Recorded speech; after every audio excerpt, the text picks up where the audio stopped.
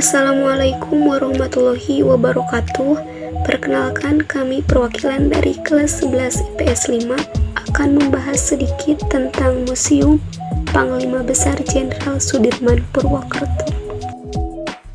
Museum Sasmitaloka Panglima Besar Jenderal Sudirman. Sasmitaloka memiliki arti tempat untuk mengingat dan mengenang. Museum yang berada di bawah pengelolaan TNI Angkatan Darat ini memang didirikan dengan tujuan mengenang jasa dan pengabdian Jenderal Sudirman. Museum Sasmitaloka menempati sebuah gedung yang dibangun pada masa pemerintahan Hindia Belanda pada tahun 1890. Mengalami berbagai peralihan fungsi, gedung ini pernah menjadikan kediaman dinas resmi Jenderal Sudirman dan keluarganya.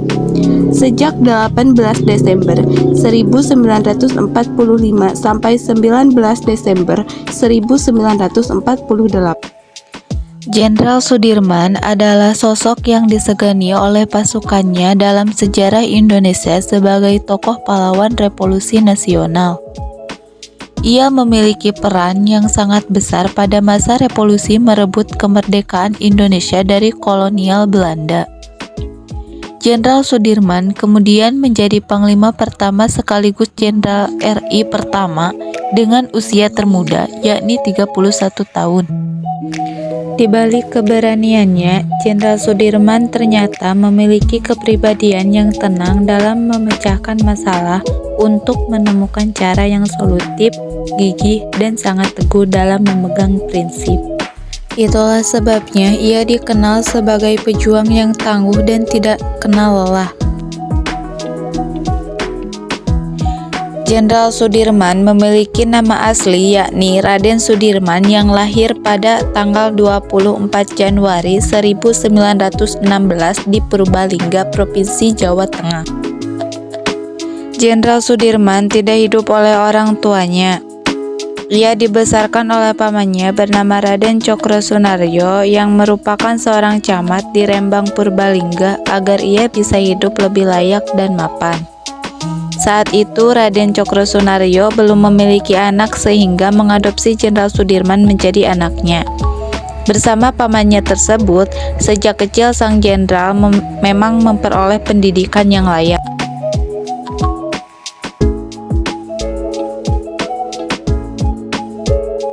Di usianya yang masih 7 tahun, ia sekolah di HIS yang kemudian dilanjutkan ke taman siswa saat usianya 8 tahun.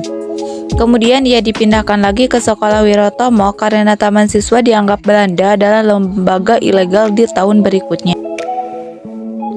Setelah pamannya wafat, Jenderal sangat terpukul oleh kepergian orang tua angkatnya tersebut. Ia pun harus mengalami masalah ekonomi yang sangat kurang. Beruntungnya ia masih diperbolehkan sekolah di Wirotomo tanpa membayar. Berkat kecerdasannya, ia tetap bertahan dan terus mengasah kemampuannya. Jenderal Sudirman pun akhirnya mulai ikut mendirikan organisasi Islam saat usianya masih remaja, yakni Hizbul Wathan memiliki organisasi Muhammadiyah.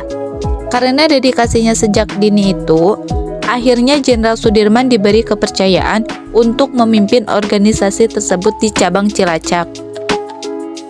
Jiwa kepemimpinan Jenderal Sudirman sudah muncul sejak ia masih muda, sehingga masyarakat segan dan hormat kepada sang jenderal tersebut.